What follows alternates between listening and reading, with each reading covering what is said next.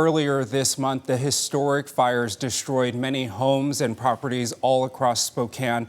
We have Tom Konis, the Spokane County Assessor, here to talk about the damage and the impact. Thanks for being here. Absolutely. Thank you. Tom, I want to talk to you. If you could give a rough estimate, we've heard that this has been a historic fire. The destruction, obviously, it's heartbreaking. What, to your estimate, where is that number in dollar amount? We are estimating that overall the economic impact of the fire, not counting the fire suppression part, is about $1 billion. Wow. Talk about how you get to that number. You have a background in real estate, obviously, as well. How does your office calculate that number? Yeah, we're looking at not the structures, of course, that were lost, but also the personal property that was involved, including people's cars. And then also the other major economic impact was we had a lot of people that were without being able to work for a week and a half while they were evacuated. Wow. One of my staff, the closest hotel she could find was in Kellogg. Wow. And so she teleworked, thank goodness, but it was quite the burden on people. And that's kind of where we came up with the $1 billion. Wow. The burden's still there for many families, hundreds of families still, trying to figure out what's next for them. Right. One of the things that comes to mind, people are thinking about their tax bill. Talk about the tax relief and what fire victims need to know about how that will impact them. Okay, so we have an aerial imaging company that we've used for 30 years. We had them flying over the fire the first day that they opened the airspace above that. We have been able to already work on removing values of properties that we can tell from the images are 100% destroyed. We will zero out those improvement values back to the August 1st date, irregardless of what day actually their property burned. And then we'll send that to the treasurer, who will issue new tax statements. So if they paid the whole year's tax, the treasurer will actually cut them a check to refund the difference.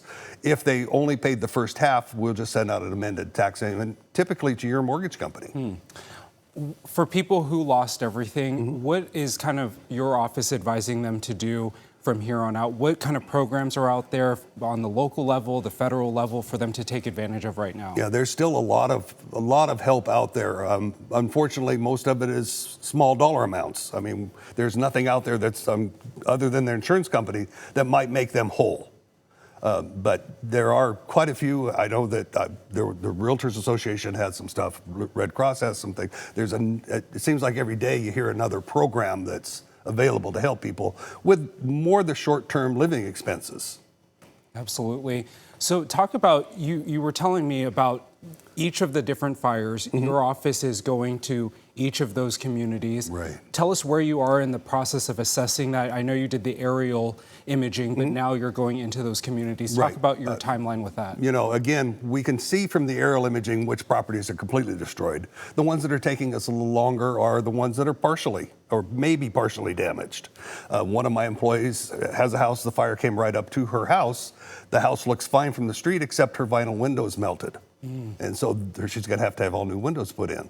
We don't know that, and we definitely can't take that from an image that's taken at 10,000 feet. So we actually have people going out. I also have another company that offered to come in, and they drove the neighborhoods affected by the fires, similar to a Google Street View, only this is a different company, but they are providing us with those images also, and we're using that to try to, we want to stay out of people's way as much as we can, and that's where the technology is so much nicer that we can do a lot of our job without having to come out and, again, be in the way.